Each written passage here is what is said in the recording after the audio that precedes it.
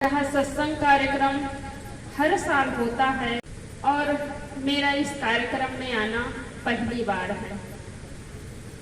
एक बार और आई थी बीच में, शायद 5-7 साल पहले की बात होगी या 8-10 साल हो गए होगा, समय पता नहीं चलता है। तो कार्यक्रम में पहली बार आना हुआ और आई तो बहुत अच्छा लग रहा है आप लोगों से मुलाकात करके, आप सबके दर्शन करके। तो गुरुजन इस बगिया को लगा करके चले गए और ये आश्रम में संत महात्मा रहते हैं, पहले भी रहते थे।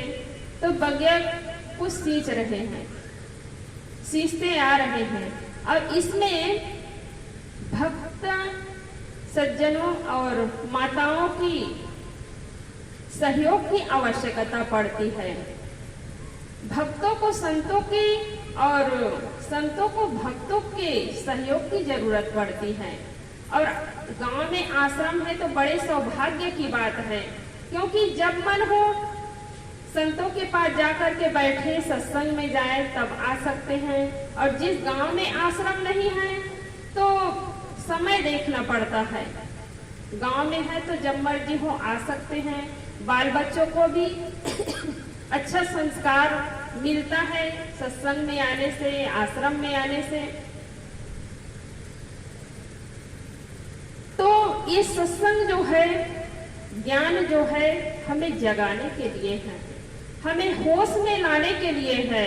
हम सोए हुए हैं लोभ में, मोह में, क्रोध में, पता ही नहीं चलता है। जब सत्संग में आते हैं तो हमारी अंदर की जो बुराइयां हैं वो पता चलता है। कोई कह दे कि तुम्हें बहुत क्रोध आता है तो आपका हाथ उठ जाएगा। कोई कह दिए कि आपके मन में बहुत लालच है, लोभ आता है, तो आपका हाथ उठ जाएगा, गुस्सा आ जाएगा। लेकिन सत्संग में आने से खुद ही ज्ञान होता है कि हमारे अंदर इतनी गंदगी जमी हुई है, हमारे अंदर ना गुस्सा आता है, क्रोध आता है, लोभ है हमारे अंदर में, तो हमें पीड़ा होती है और हम उसको निकालने का प्रयास करते हैं। तो ये सत्संग हमें जगाते हैं, हमें होश में लाते हैं गुरुजनों का ज्ञान। कोई व्यक्ति शराब पीता है, शराब पीकर बेहोश हो जाता है तो लोग कहते हैं कि शराब पीकर के बेहोश हो गया। शराब पीकर के बेहोश नहीं होता है, बल्कि जब बेहोश होता है तब वह शराब पीता है। बेहोश होता है आदमी तब गाली देता है, बेहोश होता है तब क्रोध करता है, बेहोश होता है तभी उसके मन में लोभ आता है, लालच आता है। बेहोश होता है तभी वह मिलावटबाजी करता है, बेहोश होता है तभी चोरी करता है। अभी आप भजन भी सुन रहे थे कि कभी चोरी लालच का न करो, अभी सुन रहे भजन भूल गई। तो भाव यही है कि हम बेहोश में पड़े हुए हैं, तो कभी सत्संग के लिए कभी बहाना न करिए। सत्संग में जाने से हमें खुद का ज्ञान होता है कि हमारे अंदर इतनी शक्ति छिपी हुई है। हम अपनी शक्ति का पहचान नहीं करते हैं। अभी नवरात्रि में देवी दुर्गा के नाम से सब उपास रहती थी हमारी माताएं, भोजन करना छोड़ दी। लेकिन अभी तो 2 दिन हुआ है नवरात्रि समाप्त हुए और 2 दिनों के बाद आप अपने मन को देखिए। जब पूजा पाठ में लगे रहे तब आपका मन कैसा था, और पूजा पाठ छूटने के बाद आप अपने मन को देखिए। 9 दिन तक पूजा किए तो कुछ हमारे जीवन में फर्क पड़ा कि नहीं पड़ा, हमारे जीवन में बदलाव आया कि नहीं आया। नहीं तो 9 दिन समाप्त होने के बाद वही गुस्सा, वही क्रोध, वही लालच, वही गाली गलौज, सास से लड़ना, बहू से लड़ना, भाई भाई से लड़ना, तो ये सब पूजा बेकार हो जाएगा। वही मिलावटबाजी, वही चोरी, तो कोई मतलब नहीं होता है। तो हमारी साहब जी बोल ही रही थी कि कर्म श्रेष्ठ है, पूजा पाठ नहीं है। कर्म यदि अच्छा होगा तो कोई भगवान की हिम्मत नहीं है कि कोई नरक में डाल सके, और यदि कर्म गलत है तो आपको कभी स्वर्ग नहीं मिल सकता है। आप कितना भी पूजा कर लीजिए, पाठ कर लीजिए, यदि कर्म बिगड़ा हुआ है तो कोई भगवान स्वर्ग में नहीं ले जा सकते हैं। कर्म यदि अच्छा है तो अपने से ही स्वर्ग मिल जाएगा, कहीं ऊपर में स्वर्ग नहीं है, कहीं नरक का पहाड़ नहीं है।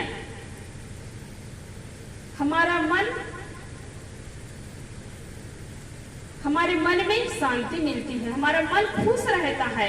अच्छा कर्म यदि करते हैं तो हम भयभीत नहीं होते हैं।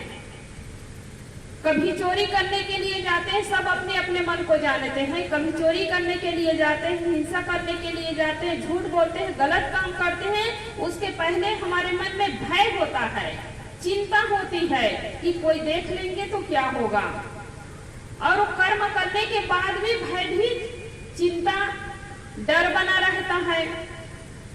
आप इंसान को तो छोड़ दीजिए, आप कुत्ता को ही देख लीजिए। सबके घर के दरवाजे पर कुत्ता जाता है। वो कुत्ता जो है घर में बैठा हुआ है, आंगन में आप रोटी ले जाकर के देंगे, भोजन दे देंगे तो आराम से, बड़े आराम से बैठ करके खाएगा। क्यों खाएगा? क्योंकि उन्होंने चोरी नहीं किया। और वही कुत्ता कहीं किचन में चला जाए, आप कहीं काम धंधा में लगे हुए हैं, कुत्ता कहीं किचन में चला जाएगा, 2 रोटी मुंह में दबा करके निकलेगा तो कभी आपके सामने बैठकर खा नहीं सकता है। खाता है क्या? नहीं खाता है। मुंह में दबा करके बाहर ले जाता है दौड़ करके कि मालिक आएगा तो देखेगा तो मेरी पिटाई होगी। तो देखिए, मनुष्य को तो छोड़ दीजिए, दूसरे जीव जंतु के अंदर में भी डर बना रहता है, क्योंकि गलत कर्म हमें खुश होने नहीं देता है, गलत कर्म हमें शांति से जीने नहीं देता है। इसलिए शांति चाहते हैं, सुख चाहते हैं तो हम अपने कर्मों को सुधारें। कर्म यदि बिगड़ा है तो आपके कितने अच्छे बहू हो, बेटे हो, नाती पोता हो, भरा पूरा परिवार हो, लेकिन आपकी सेवा नहीं हो सकती है। और कर्म यदि अच्छा है तो आपके एक भी बाल बच्चा नहीं है, फिर भी आपकी सेवा हो जाएगी। पड़ोसी लोग दौड़ पड़ेंगे, गांव के लोग दौड़ पड़ेंगे, सगे संपत्ति दौड़ पड़ेंगे। तो हम अपने कर्मों को नहीं सुधारते हैं और चाहते हैं हमारी सेवा हो, हमारा नाम रोशन हो, बेटा हमारी कहाँ माने, हमारी बहू कहाँ माने, बेटी कहाँ माने, तो ये नहीं हो सकता है।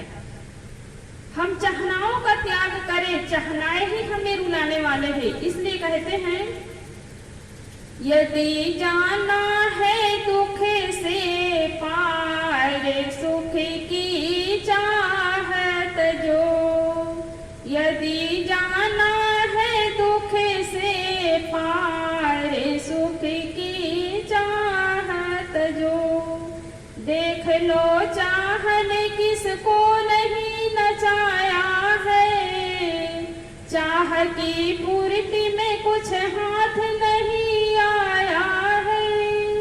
जिस सुख मानते हो वहाँ तो दुख की छाया है, जिस सुख मानते हो वहाँ तो दुख की छाया है।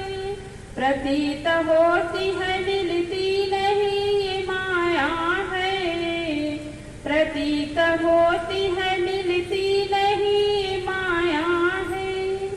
ज्ञानियों का यही है विचार, सुख की चाहत जो, ज्ञानियों का यही है विचार, सुख की चाहत जो। तो आप सुख की चाहना न रखें कि कोई मेरी सेवा करे, कोई मेरी बात करे, क्योंकि चाहनाएं ही रुलाने वाले हैं। चाहना यदि आप रखते हैं, पाना यदि चाहते हैं तो उसमें आप स्वतंत्र है और देने में आप स्वतंत्र है। आप चाहे तो किसी को प्यार दे सकते हैं, आप चाहे तो किसी को धन दे सकते हैं, सब कुछ दे सकते हैं, लुटा सकते हैं, सम्मान दे सकते हैं और चाहे तो गाली भी दे सकते हैं। तो जैसा करेंगे वो लौट करके आएगा ही। सम्मान देंगे तो सम्मान मिलेगा, गाली देंगे तो गाली मिलेगी, धन देंगे तो धन मिलेगा, प्यार देंगे तो प्यार मिलेगा। तो इसलिए हम देना सीखे। जो तो आया जगत में तो ऐसा कर ले, कर साहेब की बंदगी भूखे को कछु दे। तो जगत में आए हैं तो हम ऐसा कुछ काम करें। तो भूखे को भोजन देने का मतलब ये नहीं है कि कोई भूखे प्यासे आपके दरवाजे पर आ जाए तो आप भोजन देंगे। आजकल कोई भूखे नहीं है, कोई बिरले ही होंगे, कोई रोटी के लिए तरसते हो, पानी के लिए तरसते हो, कपड़े के लिए तरसते हो। आज देखो तो सबके पास वो है, लेकिन कोई बिरले आदमी सुखी है। सब कुछ होते हुए भी आदमी दुखी जीवन जी रहे हैं। क्यों? क्योंकि मन में टेंशन बना हुआ है, मन में तनाव बना हुआ है, मन में चिंता बनी हुई है, भविष्य को लेकर के, कल को लेकर के और ये कभी सुखी होने नहीं देते हैं। तो भूखे को भोजन देने का मतलब है कि जब किसी को जो चीज की जरूरत पड़े, कपड़े की जरूरत पड़े, प्यार की जरूरत पड़े, तो उसको आप दीजिए। और ये कौन दे सकता है? जो इंसान है वही दे सकता है। तो शकल से इंसान नहीं, अकल से इंसान होना चाहिए, दिल से इंसान होना चाहिए, दिल में इंसानियत होना चाहिए। इंसान के शकल में तो सब लोग बैठे हुए हैं, लेकिन दिल कसाई बना हुआ है, दिल में हिंसा की भावना है, चोरी की भावना है, गली गलोच देने की भावना है, चोरी की भावना है। तो ये इंसान नहीं है। तो इंसान के शहर में भी इंसान ढूंढना पड़ता है। भीड़ तो लगी है इंसानों की, लेकिन इंसान नहीं है। दिल में इंसानियत होना चाहिए। इसलिए कहते हैं भक्त या विद्वान कवि, भगवान पंडित मौलवी, जो भी बनना बाद में, पहले बनो तुम्हें आदमी। आदमी के शहर में मैं ढूंढता हूँ आदमी। आदमी के शहर में ही खो गया है आदमी। आदमी के शहर में मैं ढूंढता हूँ आदमी। आदमी के शहर में आदमी ढूंढना पड़ता है। एक संत जी गुफा में रहते थे, ध्यान साधना करते थे। उनका मन एक दिन हुआ कि जाऊं मैं समाज में जाऊं और लोगों से मिलूं, आदमी से मिलूं। तो उन्होंने क्या किया कि दोपहर के समय में लालटेन लेकर के वहां आदमी ढूंढने के लिए निकला, जहां आदमी की भीड़ लगी हुई थी, सब लोग बैठे हुए थे चौराहे पर। तो संत को देख करके लोग सोचने लगे कि संत कोई पागल तो नहीं हो गए हैं कि ये सूर्य के प्रकाश में इसको दिखाई नहीं दे रहा है तो लालटेन लेकर के निकले हुए हैं। तो लोगों ने पूछ बैठा कि सूर्य के प्रकाश से आपको दिखाई नहीं दे रहा है, आप लालटेन लेकर के निकले हैं। तो संत जी कहने लगे कि बेटा मैं आदमी ढूंढने के लिए निकला हूँ। तो लोगों ने कहा कि संत जी इतने लोग बैठे हुए हैं, आपको कोई आदमी दिखाई नहीं देता है? संत ने कहा कि नहीं, इसमें से मुझे कोई आदमी की शक्ल में नहीं दिख रहा है। उन्होंने एक दिन खोजा, 2 दिन खोजा, आदमी नहीं मिला। तो उन्होंने क्या किया कि अपने गुफे में एक कुत्ते को ले जाकर के रखा, कुत्ते के साथ रहने लगा। तो लोग जाकर कहने लगे कि आप कुत्ते के साथ रह रहे हैं, कोई आदमी के साथ रहना चाहिए। तो संत ने कहा कि मुझे कोई आदमी नहीं मिला, तो आदमी को छोड़ करके कुत्ते के साथ आप रह रहे हैं। तो संत ने कहा कि क्यों कुत्ते के साथ में मैं रह रहा हूँ, क्योंकि एक कुत्ता जो है आधा कुत्ता नहीं है, ये पूरा कुत्ता है। कोई नहीं कहते हैं कि कुत्ता को कुत्ता बनने के लिए, हाथी को हाथी बनने के लिए, गाय को गाय बनने के लिए, शेर को शेर बनने के लिए कहता है क्या? कोई नहीं कहता है। लेकिन आदमी को आदमी बनने के लिए कहा जाता है। कुत्ता कभी मिलावटबाजी नहीं करता है, कभी शराब नहीं पीता है, लेकिन इंसान जो है शाकाहारी होते हुए वो मांस भी खाता है, शराब भी पीता है। गाय के सामने शराब रख दो, मांस रख दो तो खाएगी नहीं, पिएगी नहीं, लेकिन इंसान जो है सब कुछ खा रहा है। तो विवेक ज्ञान है, समझ है, तब वह इंसान है। तो संकल्प हो हमारा इंसान हम बनेंगे, इंसान बन गए तो भगवान हम बनेंगे। यदि इंसान बन गए तब आप भगवान भी बन सकते हैं। किसी के काम जो आए उसे इंसान कहते हैं, पराया दर्द अपनाए उसे भगवान कहते हैं। तो आप किसी के काम आए, यह शरीर क्या, अभी तो देहदान के बारे में बोल ही रहे थे कि देहदान कर देना चाहिए। हमारे आश्रम के 40-45 साधवियां, अभी शायद एक भी नहीं बची है, सबके सब पूरा देहदान कर दिए हैं। इस शरीर क्या काम आएगा? जितने साधवियां हमारे आश्रम में 45-46 सब पूरे देहदान कर दिए हैं। तो ये शरीर जो है एक साधन मात्र है। आप इससे परमार्थ का काम करिए, कल्याण का काम करिए, अधर्म का काम मत करिए, चोरी का काम मत करिए, मिलावटबाजी का काम मत करिए। ये शरीर कब तक रहेगा इसका कोई ठिकाना नहीं है, कि कौन आदमी कब तक जीता है इसका कोई ठिकाना नहीं है। अभी कितनी उम्र हो गई है यह तो सबको मालूम है। कोई 20 के हैं, कोई 50 के हैं, 60, 70, 80 के हैं, अभी जितने लोग बैठे हुए हैं, लेकिन कब तक जिएंगे इसका कोई भरोसा नहीं है। 100 साल जीना कोई जरूरी नहीं है, बीच में ही उठ करके चले जा रहे हैं। इसलिए हम आज में जिए, जो वर्तमान में जीता है कभी गलत नहीं करता है, कभी पाप नहीं करता है, कभी झूठ नहीं बोलता है, और जो कल सोच करके जीता है वही पेट भरने के बाद पेटी भरने के चक्कर में पड़ जाता है। रहने के लिए छाया मिल गई तो एयर कंडीशन मकान के लिए सोचते हैं, पहनने के लिए एक तन ढकने के लिए कपड़ा मिल गया तो नए नए वस्त्र के लिए मेहनत करते हैं, लेकिन किसी को 1 रुपया भी दान नहीं कर सकते हैं, किसी को सेवा नहीं कर सकते हैं। तो कोई बूढ़ा है, बूढ़ी है, गली में निकल करके बैठे हुए हैं, लाठी टेकते टेकते जा रहे हैं, फटा पुराना कपड़ा पहना हुआ है, लेकिन बड़े बड़े धनी लोग निकलते हैं लेकिन नजरअंदाज करके निकल जाते हैं। कोई भूखा प्यासा बैठा हुआ है, नजरअंदाज करके निकल जाते हैं।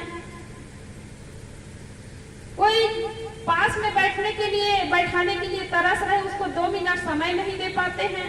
लेकिन वही व्यक्ति का जब शरीर छूट जाता है तो आप ऑफिस में गए हैं तब भी दौड़ करके आते हैं, खेत खलिहान में गए हैं, ड्यूटी में गए हैं तब भी दौड़ करके आते हैं। जब सुनने वाला चला गया, खाने वाला चला गया, पहनने वाला चला गया, तब आप कपड़ा दे रहे हैं, पैसा दे रहे हैं, भोजन दे रहे हैं, तो कोई मतलब का नहीं होता है। इसलिए आदमी की जीते जी आप सेवा करें, और ये जवानी में ही कर सकते हैं। आपके हाथ में पैसे हैं, आपके मुट्ठी में पैसे हैं, आपके शरीर में शक्ति है, तभी सेवा कर सकते हैं। और शरीर जब बूढ़ा हो जाता है, 1 रुपया भी हाथ में नहीं होता है, तब आप सोचते हैं कि मैं सत्संग में जाऊं तो संतों को चढ़ाऊं, गरीबों की सेवा करूं, सोचते रह जाते हैं, चिंता करते रह जाते हैं, लेकिन काम नहीं कर पाते हैं। आप अपने लिए अधर्म करते हैं, बेटा के लिए, बेटी के लिए, बहू के लिए धन जोड़ने के लिए, उसके लिए तो धन जोड़ते हैं, लेकिन आप अपने लिए पाप करते हैं। तो पाप के हिस्सेदार कोई नहीं है, धन के हिस्सेदार तो सब लोग होते हैं, लेकिन पाप के हिस्सेदार कोई नहीं होते, उस पाप को आपको भोगना ही पड़ेगा। इसलिए आप परिवार के लिए, समाज के लिए समय देते हैं, लेकिन खुद के लिए समय नहीं देते हैं। तो ये सत्संग है, भजन है, ये अपने लिए है। आप अपने लिए समय दीजिए, अपने लिए जीवन में कुछ अच्छा काम करिए, ताकि आपके न रहने के बाद भी लोग याद करें। तो आप कितना भी भगवान की पूजा करो, पाठ करो, नवरात्रि में 9 दिन तक उपवास रहो, यदि कर्म गलत है तो आपके मन में शांति नहीं मिल सकती है, आपको स्वर्ग नहीं मिल सकता है। एक बूढ़ी माँ थी, शंकर भगवान की रोज पूजा करती थी, बहुत ज्यादा सुमरन भजन करती रहती थी दिन भर, लेकिन किसी को 1 रुपया नहीं देती थी। कोई भूखा प्यासा दरवाजे पर चले जाए तो उसको भोजन भी नहीं देती थी। बहुत प्रचार हो गया, तब शंकर भगवान तक वो बात पहुंच गई। तो शंकर भगवान जो है सोचते हैं कि किसी को नहीं दी तो नहीं दी, मेरी भक्ति करते हैं, मेरी आराधना करती है ये माता जी, तो मैं जाऊंगा तो मुझे तो जरूर देंगे। तो भगवान चले जाते हैं दरवाजे पर, और तो बुढ़िया माँ क्या कहती है कि अभी नहीं, बाद में आना। फिर थोड़ी देर बाद भगवान पहुंचते हैं तो कहती है कि थोड़ी देर बाद आना। तीसरी बार जब भगवान पहुंचे उसके दरवाजे पर तो क्या कहने लगे, क्या आप मेरे पीछे ही पड़े हैं? आपको ये गांव में किसी का घर दिखाई नहीं देता है, दूसरे के घर में चले जाइए, मेरे पीछे ही पड़े हुए हैं। तो भगवान भी वापस लौट करके चले गए। तो अंत समय जब आया तो यमराज लेने के लिए आते हैं, नरक में डालने के लिए आते हैं। तो बुढ़िया माँ क्या कहती है कि मुझे शिव लोग जाना है, क्योंकि मैं भगवान शिव के भजन की हूँ, सुमरन की हूँ, भक्ति की हूँ जीवन भर। तो यमराज कहते हैं कि आपका व्यवहार सही नहीं है, आपका कर्म सही नहीं है, तो आपको कहाँ से स्वर्ग मिलेगा। फिर भी बुढ़िया माँ जो है बहुत अर्जी विनती करती है, तो शंकर भगवान के पास ले जाते हैं। शंकर भगवान से कहती है कि भगवान मैंने आपका जीवन भर भक्ति की, सुमरन भजन की हूँ, तो मुझे इसी लोक में जगह मिलना चाहिए। शंकर भगवान ने कहा कि जीवन भर तो मेरे नाम जपे हो, लेकिन कर्म तुमने सही नहीं किया, किसी को 1 रुपया भी दान नहीं किया, भूखे को भोजन नहीं खिलाया, तो कहाँ से इसी लोक में तुम्हारे लिए जगह है। तो बहुत हाथ जोड़ने लगी कि भगवान मुझे 1 सप्ताह का समय दे दीजिए। क्या कहने लगी, 1 सप्ताह का समय भगवान ने दे दिए। तो 1 सप्ताह में बुढ़िया माँ जो है खूब बुला बुला करके भोजन कराने लगी, कपड़ा बांटने लगी, धन बांटने लगी। 1 सप्ताह के समय मांगी उसी में। तो भगवान ने कहा 1 सप्ताह तुमने अच्छा काम किया, इसीलिए इस लोक में तुम्हारे लिए जगह है। तो ये कहने का मतलब है कि कितना भी पूजा करो, पाठ करो, लेकिन व्यवहार सही नहीं की, सास के साथ, बहू के साथ, भाई के साथ, पड़ोसी के साथ, तो ये सब पूजा बेकार हो जाएगा। इसलिए हमें भक्ति तो करना है और उसके साथ साथ व्यवहार सही करना है। व्यवहार के बिना परमार्थ अधूरा होता है। आप मंदिर एक दिन भी भले न जाओ, लेकिन परिवार के साथ, पड़ोसी के साथ सुंदर व्यवहार करो, तो वही असली पूजा है, वही असली भक्ति है। दिन भर पूजा पाठ करोगे, लड़ाई करोगे, झगड़ा करोगे, मिलावटबाजी करोगे, एक जमीन के लिए भाई से लड़ना, मुकदमा चलाना, ये सब बेकार ही हो जाता है। इसलिए सदगुरु श्री अभिलाष साहब जी कहते हैं, दिल दया रहम को तजकर संध्या नमाज खाली है, प्राणी से बैर बनाकर ईश्वर पूजा जाली है। इसलिए सबके साथ सुंदर व्यवहार करना है, यही इंसानियत है, यही इंसान है। इंसान के शकल में है तो सब लोग इंसान नहीं हो सकते हैं। इन्हीं शब्दों के साथ मैं अपनी वाणी को विराम देती हूँ। बोलिए सदगुरु देव की, सदगुरु कबीर साहेब की।